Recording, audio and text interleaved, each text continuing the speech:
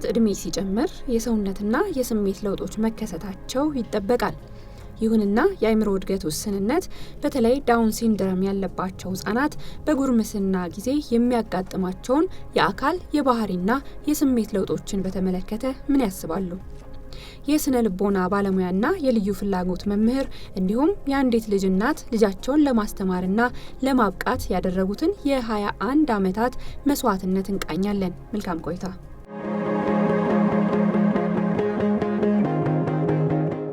ጉርምስና የምንለው ማንኛውም የሰው ልጅ ዳውን ሲንድሮምም ሆኖ ዳውን ሲንድሮም ያልሆኑ ልጆች የአካላዊ ወይም ደግሞ የስሜታዊ ለውጦች ማምጣት ሲጀምሩ እሱን ጉርምስና እንለዋለን። ከ15 ጀምሮ እያደገ ይመጣል። ያው ለምሳሌ የጡቷ ከዛ በኋላ 17 18 ምናምን እያለ ሲሄድ የምታያቸው ነገሮች አሉ። ያው የማያዩት ነገር ከዛ በፊት የማይታየው ነገር ማኒስትሬሽን አለ ታያል። እንዳልከውም የጡት በቃ የሰውነቷ እንትን እድገት ይታያል። 17 ካለፈች በኋላ ብዙ ነገሮች አሉ። ብጉር አለ። የብጉር ፊቷ ላይ ብጉር ይወጣል። በሙሉ ልብ በቃ 19 20 አሁን 21 አመቷ ነው ልጄ። ማንም ሰው የሚፈልገው ነገር ሁሉ ትፈልጋለች። ጉርምስና ስንል በልጆች እድገት ውስጥ አካላዊና ስሜታዊ ለውጥ የምናስተናግድበት ነው። እድሜ ክልሉ ደግሞ ለሴቶች ከ9 አመት እስከ 13 አመት ጉልምስና የሚጀምርበት ነው። ለወንዶች ደግሞ ከ10 እስከ 14 አመት ጉልምስናን የሚጀምሩበት እድሜ ክልል ነው ማለት ነው።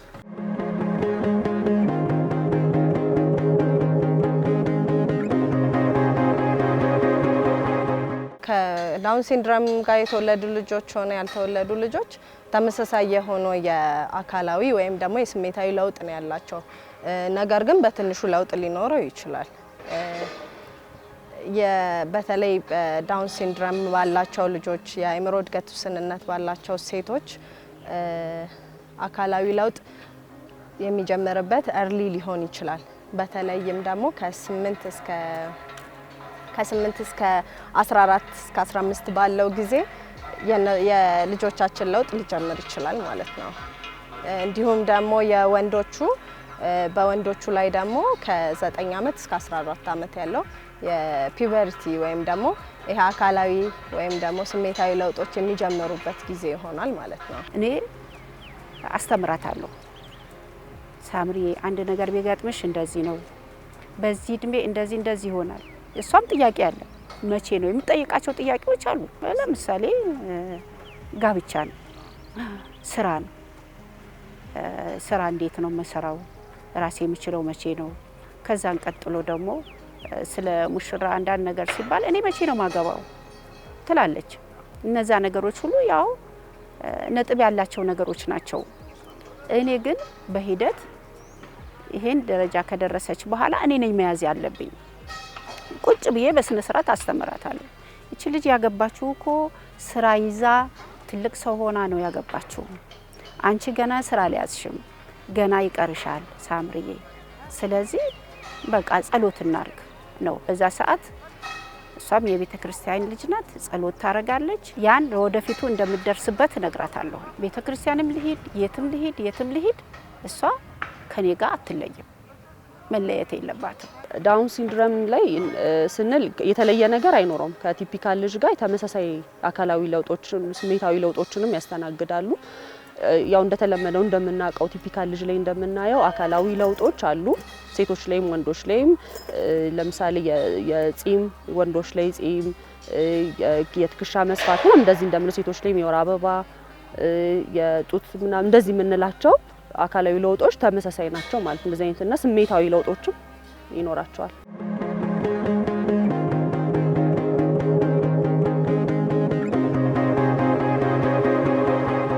የተለያዩ ምልክቶች አሉት። ተቀራራቢ ነው፣ ምልክቶቻቸው ተቀራራቢ ነው። ያው በሴቶቹ በመጀመሪያ ላይ ስናይ ሴቶቹ አካላዊ የሆነ ዴቨሎፕመንት ማሳየት ይጀምራሉ ወይም ደግሞ አካላዊ የሆነ ለውጥ አላቸው። በተለይ ደግሞ ጡት አካባቢ እድገቶችን ማምጣት ሊሆን ይችላል። ብብት አካባቢ የተለያዩ የሄሮች ወይም ደግሞ ጸጉሮችን ማብቀል ምናምን ሊሆን ይችላል። እንዲሁም ደግሞ ፊታቸው ላይ ቡግሮችን ማውጣት ወይም የቆዳ መቀየር ምናምን የሚለውን ማምጣት ይጀምራሉ ማለት ነው። የወንዶቹ ያው ፕራይቬት ኤሪያዎችን እድገት ማሳየት ይጀምራሉ። ጸጉር በፕራይቬት ኤሪያዎች ላይ ጸጉርን ማብቀል ይጀምራሉ። እንዲሁም ደግሞ ጉርምስና ላይ ጉርምስና መጣ ስንል የምናያቸው ቼንጆች አሉ አይደለ? ቡግር ሊሆን ይችላል፣ የድምጽ መጎርነር ሊሆን ይችላል። እነዚህ ለውጦች ይመጣሉ በወንዶች። እኔ ራሴ ነኝ ያስተማርኳት ከመጀመሪያ ጀምሮ ፔሪድ በስንት ዓመት እንደሚመጣ ሲመጣ ደግሞ እንዳደነግጥ የሚያስፈልጋት ነገር መጠቀም እንዳለባት የራሷ ጽዳት እንዴት መጠቀም እንዳለባት መጀመሪያ አስተምሪያታለሁ። በዛ ሂደት ላይ ነው ያለችው። እነዛ ነገሮች ሁሉ ተግባራዊ ነው የምታረገው በራሷ። በቃ አስተምሪያታለሁ። የሚያስፈልገትን ነገር ገዝቼ አስቀምጬላታለሁኝ። ቀኑም እሷ ናት የምታውቀው። ከ3 እስከ 4 ከሆነ ከ4 ጀምሮ ሬዲ ናት እሷ። ቦርሳዋ ላይ ይገኛል ያ ነገር፣ ጽዳት መጠበቂያው፣ ንጽህና መጠበቂያው ማለት ነው። ከዛ ራሷ ናት የምትጠብቀው እና እግዚአብሔር ይመስገን እኔ በጣም ደህና ናት። ወላጆች በደንብ በትኩረት ማየት አለባቸው። ምክንያቱም ከዳውን ሲንድሮም ጋር የሚኖሩ ልጆች ማለት ነው ነገሮችን በቀላሉ ቶሎ መረዳት ላይ ትንሽ ሊዘገዩ ስለሚችሉ ወላጆች በቅርብ ክትትል ያስፈልጋል። የወላጆች ማለት ነው። ለምሳሌ አሁን ሴቶች ላይ የወር አበባ ሲመጣ ድንጋጤ ሊፈጠር ይችላል ቀድሞ አዌርነሱ ከሌለ። ስለዚህ ቀድመው የወር አበባ ምን ማለት እንደሆነ በስዕላዊ መግለጫ ይሄ በአፍ መንገር ብቻ ሳይሆን ስዕላዊ አድርገው ሊያሳዩቸው ይችላሉ። ከዛ ደግሞ ከመጣ በኋላም ደግሞ የወር አበባ እንዴት ነው መጠቀም ያለባቸው፣ እንዴት ንጽህናቸውን መጠበቅ አለባቸው የሚለው ወላጅ በቅርበት ማውራት አለበት ማለት ነው። ከወንዶች ልጆች ጋር በተያያዘ ስሜታዊ ለውጦቹ ይኖራሉ። ልክ ቲፒካል ልጅ ጋር እንደሚኖሩ ስሜታዊ ለውጦች ስለሚኖሩ መተፋፈር ሳይኖር ከወላጅ ጋር ግልጽ የሆነ መግባባት እና መነጋገር እና እያንዳንዱ ለውጡን ወላጅ በትኩረት ማየት አለበት ማለት ነው። እና በዛ መልኩ ልጆቹን መከታተልና ማስተማር አለበት። እና ደግሞ አለመፈር እንዴት እንዲያረጋል ይሄ እኮ ትክክል አይደለም ምናምን ልንሏቸው አንችልም። ተፈጥሯዊ የስሜት ለውጦች ስለሆኑ አንዳንዴ እንደ ባለጌ የሚታዩበት ጊዜ አለ። እንዴት ይሄ እንደዚህ አይነት ነገር ያደርጋል ምናምን የሚሉ በቃ ምንም እነሱ ምንም ነገር ፊል አያደርጉ ምንም አይሰማቸውም ብለው ስለሚታሰብ ግን እንደማንኛውም አዶለሰንስ ጊዜ እንደሚያሳልፍ ልጅ እንደዚህ አይነት ስሜታዊ ለውጦችም አካላዊ ለውጦችም ስለሚኖሩ ይሄንን በቅርብ ክትትል እና በቅርብ መነጋገር በግልጽነት በመነጋገር ነገሮችን መፍታት ይቻላል ማለት ነው።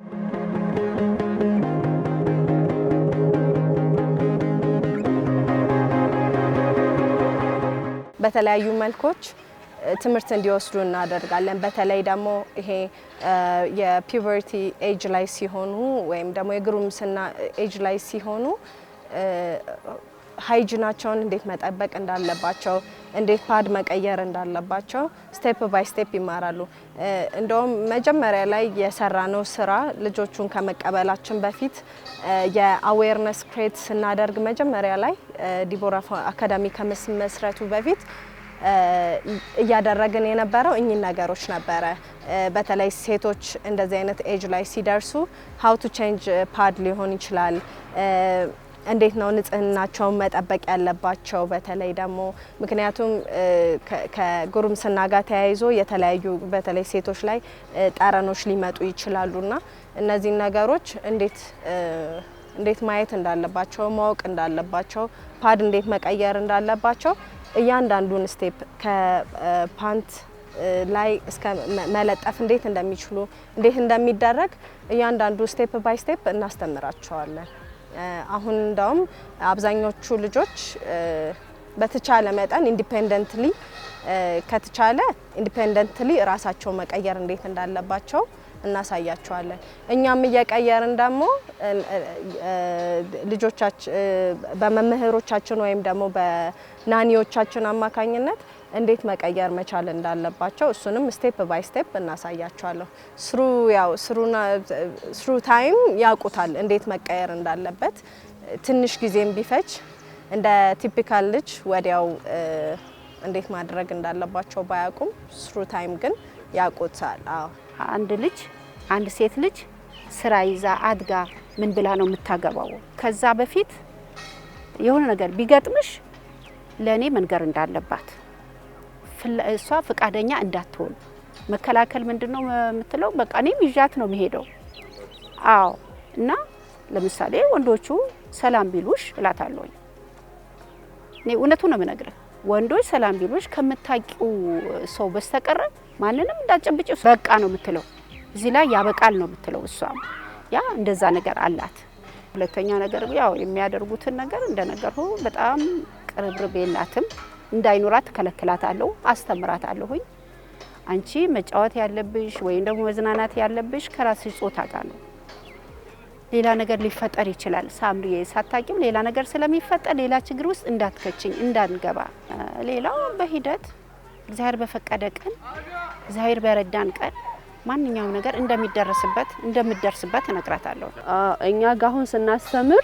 የመጀመሪያው እናስተምራቸው ነገር የአካላዊ ለውጦች እንደሚኖሩ በስዕላዊ መግለጫም እንደዚህ እናስተምራለን ከዛ ደግሞ በመቀጠል ይሄ ማይነኩ ቦታዎች ፕራይቬት ፓርት ምንድነው ይሄ ፕራይቬት ፓርት ነው እንደዚህ መደረግ አለበት እንደዚህ ደግሞ መደረግ የለበትም የሚሉትን በደንብ እናሳያቸዋለን ማለት ነው እንነግራቸዋለን ለብቻ በመክክር ምናልባት ለብቻ አንድ ልጅ የሚያስፈልገው ከሆነ ይሄኛው ትምህርት ለብቻ ወስደን ለብቻው ይሄ እንደዚህ ነው ብለን ዲቴል ያለውን ነገር ነግረን እናስተምራለን በአጠቃላይ ደግሞ የሚነኩ ማይነኩ ቦታዎች እነዚህ ናቸው እንደዚህ አይነት ችግሮች ቢያጋጥሟችሁ በዚህ መልኩ ነው ዲፌንድ ማድረግ ያለባችሁ ምናምን የሚሉትን እናስተምራለን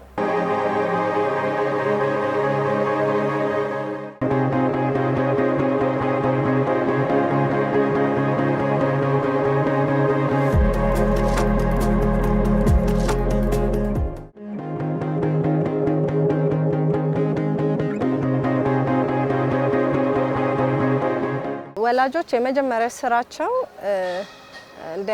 እርሊ መዘጋጀት አለባቸው ይሄን እንደዚህ አይነት ፒዩበርቲ እንደሚከሰት እንደማንኛውም ልጅ ላይ እንደሚከሰት የታወቀ ስለሆነ ለኛ ልጆች ግን ቅድሚያ እንዴት ማስተማር እንዳለባቸው ቅድሚያ ዝግጅት ማድረግ አለባቸው እርሊ የሆነ ዝግጅት ያስፈልጋል ከዛ እርሊ የሆነ ዝግጅት ሲኖር through process ይሄ ነገር ሲመጣ ልጆቻችንም ቶሎ ይገነዘባሉ ምን ማድረግ እንዳለባቸውም ቀድመው ያውቃሉ ማለት ነው ሌላኛው ደግሞ ያው ሃይጂናቸው እንዴት መጠበቅ ንጽህናቸው እንዴት መጠበቅ እንዳለባቸው ወላጆች ቀስ ብለው ኢሞሽናል ሳይሆኑ ቀስ በቀስ ልጆቻችን ቀስ በቀስ እንደሚገባቸው ማስረዳት እንዳለባቸው ተረድተው ይሄን ነገር ማድረግ አለባቸው በቤት ውስጥ ቀድሚያ ማለት ነው ሌላኛው ደግሞ ይሄ ሴክሹዋል ሆነ ፊዚካሊ ሆኑ ለውጦችን ማስተማር አለባቸው ቅድሚያ በተለይ ደግሞ ሴቶች ከጥቃት አንፃር ሊሆን ይችላል ምክንያቱም ሴክሹዋል ፍላጎት እንደማንኛውም ልጅ እነሱም ጋር ዴቨሎፕ ስለሚያደርግ ወላጆች ቅድመ ጥንቃቄ ማድረግ አለባቸው ምክንያቱም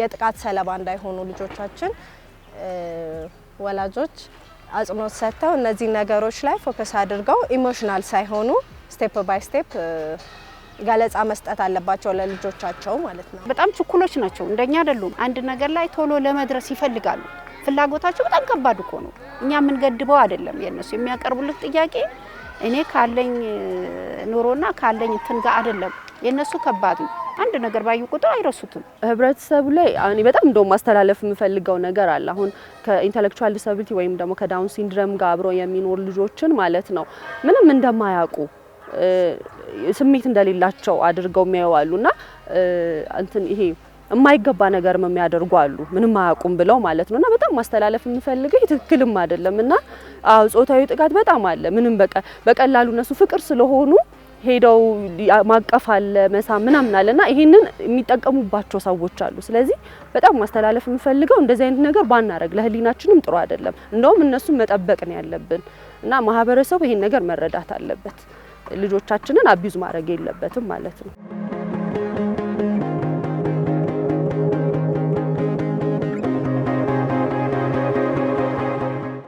በተቻለ መጠን ያው አዌርነስ ክሬት ለማድረግ እንሞክራለን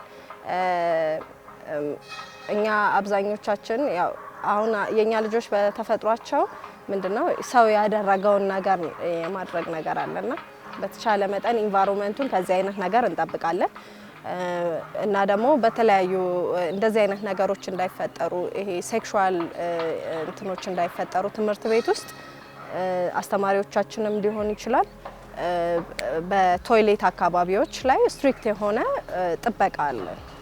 ምክንያቱም እንዲህ አይነት ነገሮችን ፕሪቨንት ማድረግ ስላለብን ከፖሊሲም አንጻር ፕሪቨንት ስለምናደርግ የተለያየ ጥበቃ እናደርጋለን። በክላስ ውስጥም ቢሆን በቶይሌት አካባቢዎች በተቻለ መጠን ልጆቹን ጨዋታዎች ላይ ምናምን ነገር ምንም ሪስትሪክት የምናደርጋቸው ነገሮች የሉም። ግን እንዲህ አይነት ነገሮች ላይ በተቻለ መጠን ቁጥጥር እናደርጋለን፣ እንዲህ አይነት ነገሮች እንዳይፈጠሩ። ከእግዚአብሔር ጋር ወላጅ በእነሱ ላይ ቢሰራ ለወደፊቱ የሚመጣው ነገር ልጆቹን ቁጭ አድርጎ እንደዚህ ነገር ሲመጣ በዚህ ትከላከላለህ ብሎ ቢያስተምር ደረጃ አላቸው እንደነገርኩ ከ15 ዓመት እስከሚደርሱ ከዛ በታች ያለው አንተም ቆንጥጠህም ይሁን አስተምረህም ይሁን ምንም ይሁን የሚገባቸው ነገር። በአሁን ደረጃ ግን ያለው አንተም ራስህ ችለኸው ትግስት ይዘህ መያዝ ነው ያለብህ። ተቆጥተህ ምን ብለህ መልሳለሁ አይቻልም፣ በቁጣ አይቻልም። በፍቅር ይዛሃቸው እንደዛ ነው። ዳውን ሲንድሮም ያላቸውን በተለይ ደግሞ ሴት ልጆቻችን እንዴት ነው መጠበቅ ያለብን? መጀመሪያ አዌርነስ ለልጆቻችን በደንብ መንገር አለብን። ቤተሰብ በደንብ መንገር አለበት። ትምህርት ቤትም ሲመጡ መምህራን በደንብ ራሳቸው እንዴት መጠበቅ እንዳለባቸው የሚነኩ የፕራይቬት ፓርታቸው ማንም ሰው እዛ አካባቢ እንዳይነካቸው ራሳቸውን ፕሮቴክት ማድረግ እንዳለባቸው ማስተማር አለብን። ምክንያቱም ይሄ በፍቅር ሰበብ ማለት እኛ ልጆች በጣም ለፍቅር ቅርብ ናቸው። ይሄ ማቀፉ መሳሙ ስላለ ያንን ነገር እስከምን ድረስ ነው መሄድ ያለባቸው ባውንደሪ እንዲያውቁ ማስተማር አለብን ማለት ነው። ትምህርት ቤት ውስጥ ቤተሰብም ማለት ነውና ያን ባውንደሪ እንዲያውቁ አንዴ አይደለም መንገር ያለብን። የኛ ልጆች ተደጋጋሚ ሲማሩ ነው ነገሮችን የሚይዙትና በተደጋጋሚ ስዕልም እያሳየን እኛም እየነገርናቸው ተደጋጋሚ ነገር ካስተማርናቸው አዌርነሱ ይኖራቸዋል። ስለዚህ ራሳቸውን መጠበቅ ይችላሉ ማለት ነው።